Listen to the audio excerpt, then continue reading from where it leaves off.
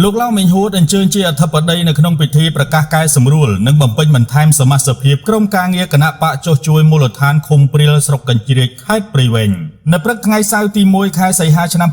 2026នេះនៅទីស្នាក់ការគណៈបកប្រជាជនកម្ពុជាឃុំព្រាលស្រុកកញ្ជ្រៀកខេត្តព្រៃវែងបានរៀបចំពិធីប្រកាសកែសម្រួលនិងបំពេញបន្ថែមសមាជិកភាពក្រុមការងារគណៈបកចុះជួយមូលដ្ឋានឃុំព្រាលពិធីនេះប្រព្រឹត្តទៅក្រោមអធិបតីភាពលោកឡៅមិញហួតប្រធានក្រុមការងារគណៈបកចុះជួយមូលដ្ឋានឃុំព្រាលស្រុកកញ្ជ្រៀកខេត្តព្រៃវែងដោយមានការអញ្ជើញចូលរួមពីលោកស្រីអនុប្រធានទី1អនុប្រធានក្រុមការងារឃុំព្រាលព្រមទាំងលោកស្រីប្រធានអនុប្រធានសមាជិកសមាជិកានៃក្រុមការងារទាំង5និងក្រុមការងារទទួលបន្ទុកភូមិទាំង16នៅក្នុងឃុំព្រាលចូលរួមយ៉ាងច្រើនកកការរៀបចំពិធីប្រកាសកែសម្រួលនិងបំពេញបន្ថែមសមាជិកភាពក្រុមការងារនាពេលនេះមានគោលបំណងពង្រឹងរចនាសម្ព័ន្ធការដឹកនាំបង្កើនប្រសិទ្ធភាពនៃការបំពេញភារកិច្ចនិងជំរុញការចុះជាប់ជាប្រចាំជាមួយនឹងប្រជាពលរដ្ឋនៅតាមមូលដ្ឋានស្របតាមគោលនយោបាយនិងទិសដៅរបស់គណៈបកប្រជាជនកម្ពុជានៅក្នុងឱកាសនោះលោកឡៅមិញហួតបានផ្ដាំផ្ញើដល់សមាជិកសមាជិកាក្រុមការងារទាំងអស់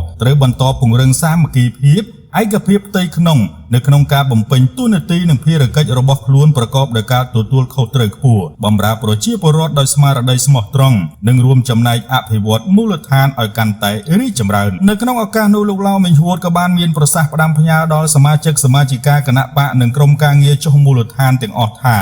សូមឲ្យគាត់គ្រប់គ្រងគណៈបកប្រជាជនរបស់យើង